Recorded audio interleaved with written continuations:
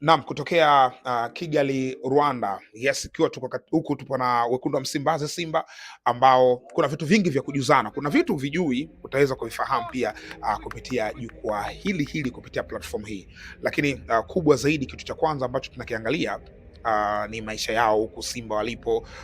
Mimi nimekuwa sauti kwa ajili ya nyinyi wanajukwaa, nyinyi wa Tanzania kuweza kufahamu kupitia page mbalimbali za Azam Sports, lakini pia kupitia Azam TV.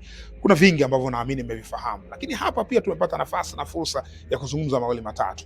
Sasa kutokea hapa Rwanda, Kigali, ratiba ya Simba leo hii ilikuwa ni mwendelezo wa mazoezi yao ya recovery. Unajua Simba wametoka katika mechi jana, wamecheza dhidi ya Singida. Leo ilikuwa recovery, kwa maana kurudisha miili katika utimamu wake. So walikuwa na session ya gym leo hii asubuhi, gym ambayo waligawa makundi mawili wachezaji. Kuna wale wachezaji ambao walianza kwenye kikosi cha kwanza siku ya jana dhidi ya Singida, wenyewe walikuwa na train katika upande wao wakifanya mazoezi mepesi kwa ajili ya kurecover, lakini kuna wale ambao hawakufanya mazoezi jana, amini wakupata game time jana, kwa maana wameingia kipindi cha pili, na wale ambao hawakucheza kabisa, wao walikuwa wametengwa sehemu nyingine pia wakifanya mazoezi katika upande huo.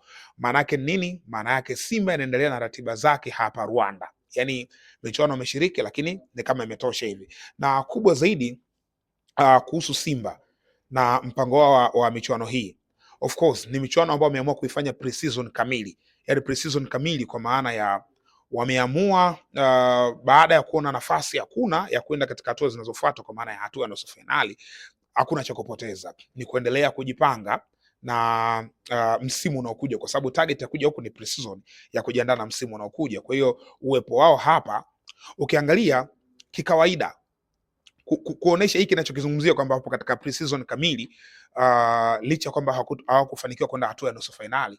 Ukiangalia kimsingi katika pre-season ndio muda ambao timu inaandaliwa kwa nguvu, wanafanya mazoezi magumu sana.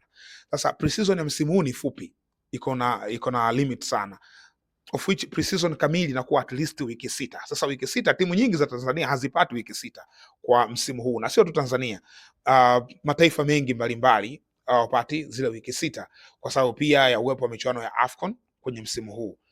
Sasa ukiangalia Simba kuelekea mechi yao dhidi ya Singida, ndio walivyocheza mechi ya mwisho dhidi ya Jamus wakatoka sare, ilikuwa kama tayari focus yote imeshahamia katika kuendelea na program zao. Mara ya kwanza walikuwa wanafanya program ya kwa maana ya kwa siku wanaweza kawa na train mara moja, let's say asubuhi au usiku wana train, alafu wanazingatia zile ratiba za Sekafa wana ratiba zao maalumu ambazo wamezitoa, timu ita train muda fulani na muda fulani. Kwa hiyo walikuwa wanazingatia hiyo ratiba, lakini baada ya kucheza mechi dhidi ya Jamus ikamalizika, inaonyesha Steve Barker aliamua sasa kuachana na Sekafa na kufocus zaidi katika kuandaa kikosi chake. Nasema hivyo kwa nini? Kwa sababu ukiangalia Simba baada ya pale imekuwa ikitrain tofauti, ina train twice per day, yani yale mazoezi ya uwanjani kwenye pitch wana train mara mbili. Sasa timu ikiwa katika mashindano huwezi kutrain mara mbili kwa sababu wachezaji watachoka sana.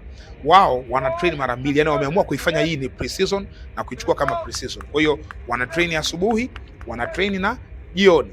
Kwa mfano kama leo ratiba yao ni kutrain mara moja katika mazoezi ya uwanjani, ni mara moja tu. Kwa sababu ya nini? Ya recovery ambayo wamefanya jana. Inawezekana jana kutoka kwenye mechi alafu leo wa train mara mbili, au juzi walitrain tu mara moja. Haiwezekani pia kutrain mara mbili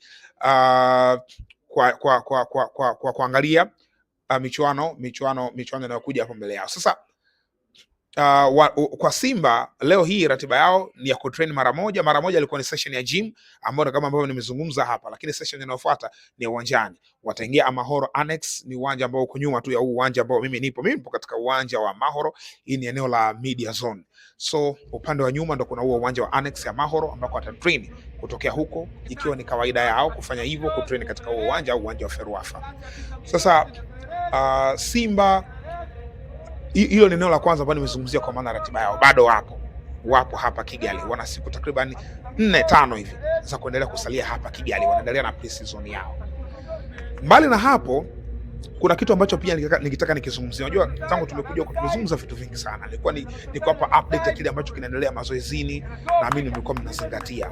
Miongoni mwa vitu ambavyo nilikuwa nimevizungumzia, kuna siku nilimzungumzia Ibrahim Dumbia, Dumbia tena baada ya kucheza mechi yake ya kwanza, watu ni kama, kuna baadhi ya watu of course ni kama walikuwa wanazungumza negative kuhusu mchezaji. Tunafahamu of course ushabiki ambao upo katika kandanda ya nchi yetu. Kwa hiyo watu walikuwa wanazungumza vitu vingi sana kuhusu Dumbia, lakini nilichokwenda kukiona katika uwanja wa mazoezi, unajua Dumbia akaenda kucheza mechi ya kwanza dhidi ya Mogadishu City ikiwa haja train kabisa, yani haja train ambayo kaipata yeye ni ile warm up ya pale uwanjani ndio kaenda kucheza, lakini still watu hawakumpa nafasi, waliamua kushambulia baadhi ya watu waliona kuna instincts za mchezaji mzuri. Nikaja ku update baada ya siku ya pili kumuona kwenye mazoezi, kulikuwa na session kamili ya Dumbia. Nilisema Dumbia ni mchezaji mzuri, ni mchezaji ambaye strength yake kubwa ipo aerial balls, hapa kwenye kichwa ni eneo ambalo anaweza kulifanya kwa ustadi mkubwa. Amekwenda kuprove kwenye goli lake la kwanza, amefunga jana dhidi ya Singida kupitia kichwa, na hakikuwa kichwa rahisi, kafunga kwenye mazingira magumu, mbele yake kuna defender na amefanikiwa ku out jump, akaruka kwa kichwa na kufunga. So hii ni miongoni mwa silaha kubwa ya Dumbia. Of course mtamuona zaidi akicheza huko, lakini hii ni miongoni mwa silaha zake ambazo uko nazo. Sasa Simba amekuwa na wachezaji wa namna hii ambao strength kubwa inakuwa kichwani. The lack of Medi Kagere alikuwa hatari kichwani, John Raphael Boko alikuwa hatari, amepita Hamis Tambwe na alikuwa tishio kwenye aina hiyo ya mipira. Kwa hiyo kwa Dumbia nadhani sasa hivi tunatoa tu receipt kwamba wenyewe mmeona kile ambacho alikuwa anakizungumzia kwenye uwanja wa mazoezi, wenyewe mmekiona. Eneo la pili ambalo pia niliandaa session maalum ya kumzungumzia mchezaji. Tena nakumbuka kuna mtu kwenye comment alijaribu kuchallenge akasema kuhusu Ibrahim Jabbar, huyu nyota wa kimataifa Nigeria, ambaye ndo jana ilikuwa ni debut. Nilizungumzia juzi kwenye session ya juzi kwamba kwenye ripoti ya hapa Rwanda kwa Simba kwamba Ibrahim Jabbar mechi inayokuja atapewa game time, atacheza, na hiyo alikuwa ameizungumzia mwenyewe kocha. Alisema game inayofuata atampa time Ibrahim Jabbar, na kweli mimi nikasema kwamba Jabbar atacheza, na nilizungumzia kuhusu ubora wake. Nilisema Jabbar ni one of the best player. Of course naona mumeona wenyewe, hii ni receipt nyingine ambayo inarudi. Mumeona kile ambacho amekionyesha katika mechi ya jana. Ametokea bench, ameingia, what a performance katika eneo la defensive midfielder. Kuna mtu alijaribu kuchallenge kusema Jabbar sio kiungo wa ulinzi, ni kiungo wa ushambuliaji. Hapana, kocha mwenyewe alisema ni kiungo wa ulinzi, lakini hata mazoezini amecheza kama kiungo wa ulinzi. Stellenbosch kacheza kama kiungo wa ulinzi. Hapa walivyokuja kwenye national team ile 2019, unajua mimi Jabbar nimemjua 2019 kwenye AFCON under 17 ambao tulihost sisi Tanzania. Alikuwa anacheza pamoja na Olekule Olusegun kwenye eneo la midfield. Walikuwa wanacheza watu wawili, Wisdom Ubani anapiga winga moja anapiga Kinkun Miamo. Bwana sasa nilizungumzia, kuna mtu akaja akachallenge akasema bwana huyu sio namba 6. Nilichoka kwa sababu ni mchezaji ambaye namfahamu, labda mimi ionekane sijui namba vizuri na Steve Barker labda asijui namba vizuri, lakini ni kiungo wa ulinzi pase, yani kiungo wa ulinzi. Of course anaweza kusogea kwenye box ya pili as a modern midfielder, lakini ni kiungo wa ulinzi. Jana kaingia kaenda kucheza kama box ya chini, na Kagoma ambaye ndo defensive ambaye tumemzoea kucheza ndo alikuwa anatokea right side anasogea juu. Namba 6 ni left side based namba 6. Namba 8 ni right side based. Tukienda katika namba 10 ni left side based, na ndio maana namba 10 inaitwa inside lefty. Maana yake yuko ndani lakini ana base upande wa kushoto. Namba 8 inaitwa inside right. Kama mliona Kagoma jana alivyoingia Jabbar, Kagoma alienda inside right, alisogea upande wa kulia. Jabbar ni inside lefty from deep. Yaani namba 6 maana yake anachezea huku. Jamani, mimi nimesomea coaching jamani. Anyways, kwa hiyo Jabbar aliingia akaenda kuituliza timu, anapiga pasi, anakaa kituoni kwa wakati, ball recovery, anarudi kituoni kwa wakati, namna kuipandisha timu juu, anaondoka kwa wakati. Ilikuwa ni performance bora sana. Simba alikwenda kucheza vizuri sana wakati ambao Ibrahim Jabbar ameingia pale uwanjani. Mind you, ndio game yake ya kwanza na ilikuwa inaonekana kama bado hayuko fit, kwa sababu katika uwanja wa mazoezi Jabbar tangu amefika, miongoni mwa nyota ambao walikuwa wanazungushwa uwanjani, yeye pamoja na Kevin Nation walikuwa wanazungushwa sana uwanjani kwa sababu ya hiyo fitness level inaonekana haijakaa vizuri. Sio lazima uambiwe, kuna vitu vingine unaviona. Sasa inaonyesha advance za fitness.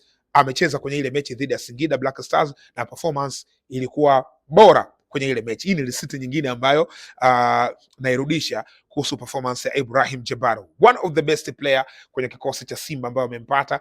Kadri muda unavyozidi kwenda, naamini anavyozoeana na wenzake, atakavyozoea mazingira mdogo mdogo, atakuwa mchezaji mzuri zaidi, kwa sababu nimeona pia hata ametrend, watu wamejaribu kumpost wakimzungumzia, kama ambavyo niliwaambia before kwamba huyu ni kiungo hatari, na nilimwandalia session miongoni mwa nyota wa kigeni wachache ambao nimeandalia session na Ibrahim Jabbar. Nilimwandalia session yake na tukamzungumzia Ibrahim Jabbar, so ni nyota ambaye ana performance bora kweli kweli. So hilo ndo kubwa kuhusu Simba, lakini bado tunaendelea kujuzana kutoka kwenye report ya kile ambacho kinaendelea hapa Kigali, Rwanda. Michuano ya Sekafa inaendelea, mnyama Simba yupo, ana maisha yake mengine ambayo anaendelea nayo, lakini haitufanyi tukae kimya. Bado tunaendelea kuiongelea Simba ambayo iko hapa, na mimi ni sikio lako kutokea hapa Kigali, Rwanda.